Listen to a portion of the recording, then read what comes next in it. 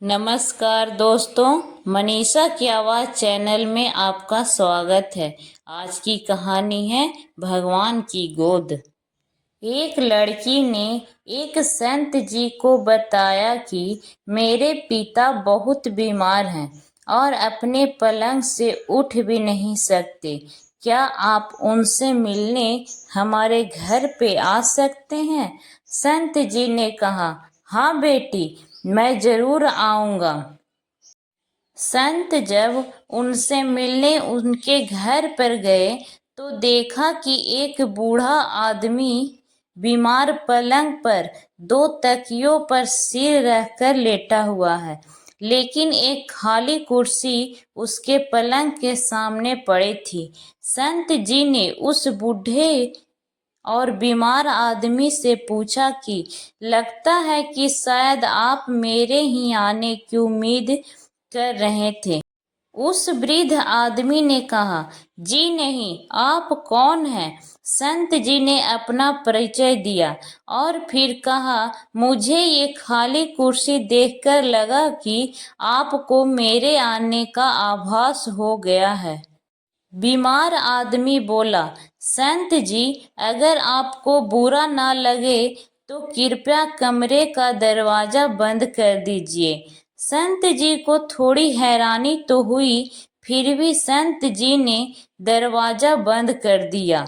वो बीमार आदमी बोला कि दरअसल इस खाली कुर्सी का राज मैंने आज तक भी किसी को नहीं बताया, अपनी बेटी को भी नहीं। मैं अपने पूरे जीवन में ये जान नहीं सका कि प्रार्थना कैसे की जाती है, लेकिन मैं प्रत्येक दिन मंदिर जाता अवश्य था, लेकिन कुछ समझ नहीं आता था। लगभग 4 साल पहले मेरा एक दोस्त मुझसे मिलने आया। उसने मुझे बताया कि हर प्रार्थना भगवान से सीधे ही हो सकती है। उसी ने मुझे सलाह दी कि एक खाली कुर्सी अपने सामने रखो और ये विश्वास करो कि भगवान खुद इस कुर्सी पर तुम्हारे सामने बैठे हैं।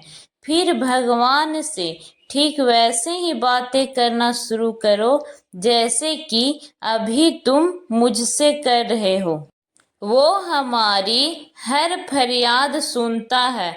और जब मैंने ऐसा ही करके देखा तो मुझे बहुत अच्छा लगा। फिर तो मैं प्रत्येक दिन 2-2 घंटे तक ऐसे ही भगवान से बातें करने लगा। लेकिन मैं इस बात का विशेष ध्यान रखता था कि मेरी बेटी कभी मुझे ऐसा करते ना देख ले। अगर वो देख लेती तो उसे लगता कि मैं पागल हो गया हूँ। ये सुनकर संत जी की आंखों में प्रेम और भाव से आंसू बहने लगे। संत जी ने उस बुजुर्ग से कहा कि आप सबसे ऊंची भक्ति कर रहे हो। फिर उस बीमार आदमी के सिर पर हाथ रखा और कहा, अपनी सच्ची प्रेम भक्ति को जारी रखो। संत जी अपने आश्रम में लौट गए, लेकिन 5 दिन बाद वही बेटी संत जी से मिलने आई और उन्हें बताया कि जिस दिन आप मेरे पिताजी से मिले थे वो बहुत खुश थे, लेकिन कल सुबह 4 बजे मेरे पिताजी ने प्राण त्याग दिए हैं। बेटी ने बताया कि जब मैं घर से अपनी काम पर जा रही थी तो उन्होंने मुझे बुलाया, मेरा माथा चूमा। उनके चेहरे पर बहुत शांति थी, उनकी आंखें आंसुओं से भरी हुई थी। लेकिन वापस लौटकर मैंने एक अजीब सी चीज भी देखी।